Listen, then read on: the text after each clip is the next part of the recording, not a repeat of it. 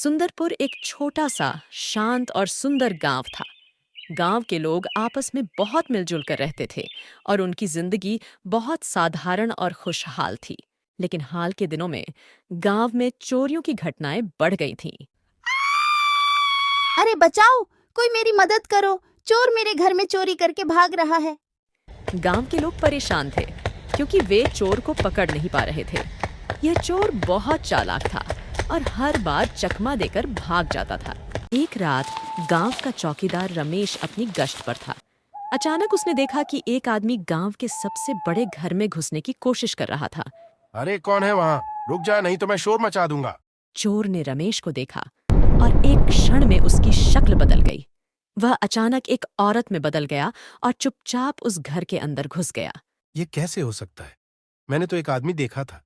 खैर, शायद मेरी आंखें धोखा खा गई होंगी। अगले दिन गांव के मुखिया ने सभी गांव वालों को बुलाया। गांव के लोग डर और चिंता में डूबे हुए थे। चोर की चालाकी ने सभी को हैरान कर दिया था। मुखिया ने सबको शांत करते हुए कहा, हमारे गांव में हो रही चोरियों को रोकना जरूरी है। हमें मिलकर इस चोर को पकड़ना होगा। लेकिन मुखिया जी, वह चोर तो किसी भूत की तरह है। हर बार वह चोरी करने के बाद गायब हो जाता है। हाँ मुखिया जी, ये बात बिल्कुल सच है। वो चोर चोरी करने के बाद कभी दिखाई ही नहीं देता। हमें इसे पकड़ने के लिए एक योजना बनानी होगी। हम रात में पहरा देंगे और हर आने जाने वाले पर नजर रखेंगे। रात को गांव वाले चौकीदार रमेश के साथ पहरा दे रहे थे। उन्होंने हर आने जाने वाले पर कड़ी नजर रखी हुई थी। रमेश ने सोचते हुए कहा, मुझे अभी भी यकीन नहीं हो रहा कि वह चोर कैसे गायब हो सकता है। ये तो जादू जैसा लगता है। तभी एक बच्चा दौड़ता हुआ वहां से गुजरा। अरे, ये बच्चा इतनी रात को यहाँ क्या कर रहा है? बच्चा बेहद घबराया हुआ दिख रहा था, जैसे उसे किसी ने पीछे से डराया हो। उसने एक पुरानी मैली सी कमीज पहनी हुई थी और उसके चेहरे पर डर और घबराहट साफ झलक रही थी। बच्चे की इस हालत ने गांव वालों का ध्यान अपनी ओर खींचा। अरे बच्चे, रुको, तुम इतनी रात में कहाँ जा रहे हो इतनी जल्दी में?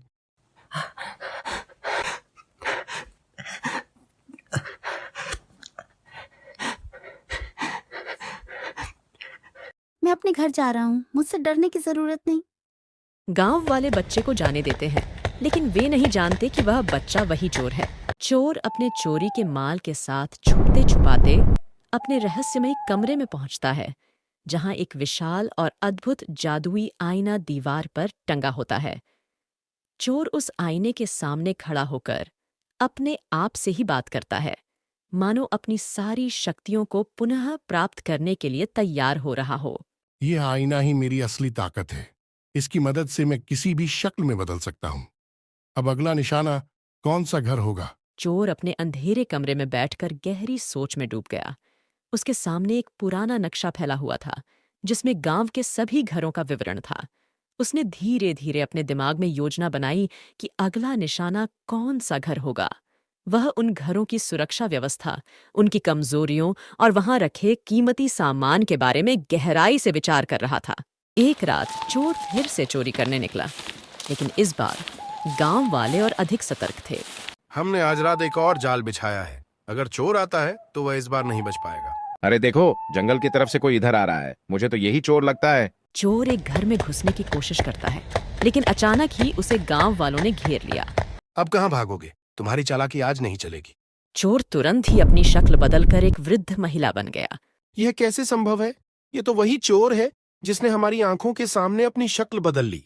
गांव वाले चोर को घेर लेते हैं और उसकी तरफ बढ़ने लगते हैं। अब मैं क्या करूं? इनसे बचना मुश्किल हो रहा है। मुझे अपनी जादुई शक्ति का फिर से इस्तेमाल करना होगा। चोर अपनी जादुई शक्ति का इस्तेमाल करते हुए अचानक एक पक्षी में बदल जाता है। उसकी यह चाल देखकर सभी गांव वाले दंग रह जाते हैं। यह क्या? अब यह पक्षी बन गया।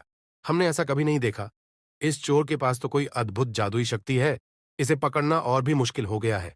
चोर पक्षी का रूप लेकर तेजी से उड़कर गांव से बाहर निकल जाता है।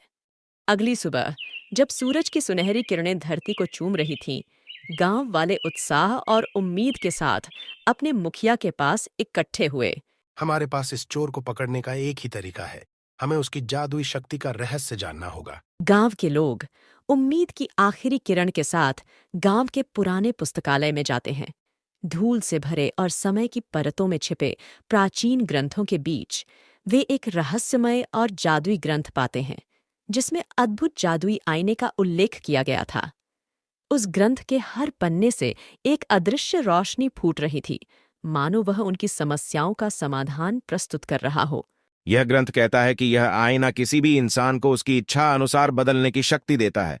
अगर हम इस आईने को पा सकें तो हम उस चोर को रोक सकते हैं। तो हमें शीघ्र ही इस आईने को ढूंढना होगा। यह हमारी एकमात्र उम्मीद है। गांव वाले जादुई आईने की तलाश में निकल पड़ते हैं। वे हिमालय की ऊंची ऊंची चोटियों, घने और रहस्यमयी जंगलों और गहरी और प्राचीन गुफाओं की खोज करते हैं, जहां पर सदियों से सूरज की किरणें भी नहीं पहुंची थीं। उनकी यात्रा साहस और संकल्प की मिसाल बन गई, जैसे वे एक ऐसी धरोहर की खोज में हों जो उनकी किस्मत बदल सकती थी। हम कई दिनों से ढूंढ रहे हैं, लेकिन हमें यह आईना नहीं मिला। हमें अपनी खोज जारी रखनी होगी। अंततः वे उस चोर के रहस्यमय कमरे में पहुंचते हैं, जहां वे चमकदार आईना रखा होता है। ये वही आईना है। अब हमें इसे गांव में ले चलना होगा और चोर को रोकने की योजना बनानी होगी। गांव वाले आईने को गांव में ले आते हैं और योजना बनाते हैं। हम इस आईने का इस्तेमाल करके चोर को पकड़ेंगे।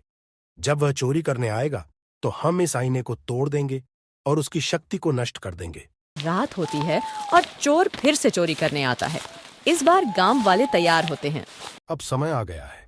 ध्यान रखना, हमें उसे आईने के सामने लाकर इस आईने को तोड़ना होगा, तभी उसकी रहस्यमयी शक्ति का अंत होगा। जैसे ही चोर घर में घुसता है, गांव वाले उसे घेर लेते हैं और तभी गांव का सरपंच उस जादुई आईने को तोड़ देता है। जैसे ही चोर का जादुई आईना टूटता है, उसकी शक्ल बदलने की शक्ति खत्म हो जाती है। अब तुम्हारी जादुई शक्ति का अंत हो गया है। अब तुम भाग नहीं सकते। हमें तुम्हारी सच्चाई पता चल गई है। चोर को पकड़ा गया और गांव वालों ने उसकी सच्चाई जानने की कोशिश की। तुम कौन हो और तुम्हारे पास ये जादुई शक्ति कैसे आई? मैं एक साधारण आदमी था, लेकिन एक दिन मुझे ये जादुई आईना मिला। इससे मैं किसी भी शक्ल में बदल सकता हूँ। मैंने इसका गलत इस्तेमाल किया और अब मुझे अपनी गलती का एहसास हो रहा है। चोर को गांव वालों ने माफ कर दिया और उसे सुधारने का मौका दिया। तुम्हें अपने किए की सजा मिल चुकी है। अब अगर तुम सही रास्ते पर चलना चाहते हो तो हम तुम्हें एक मौका देंगे। गांव में फिर से शांति और खुशहाली लौट आई, जैसे धरती पर स्वर्ग उतर आया हो। हर तरफ खुशियों की बयार बहने लगी और लोगों के चेहरे खिल उठे, मानो बंजर जमीन पर हरियाली छा गई हो।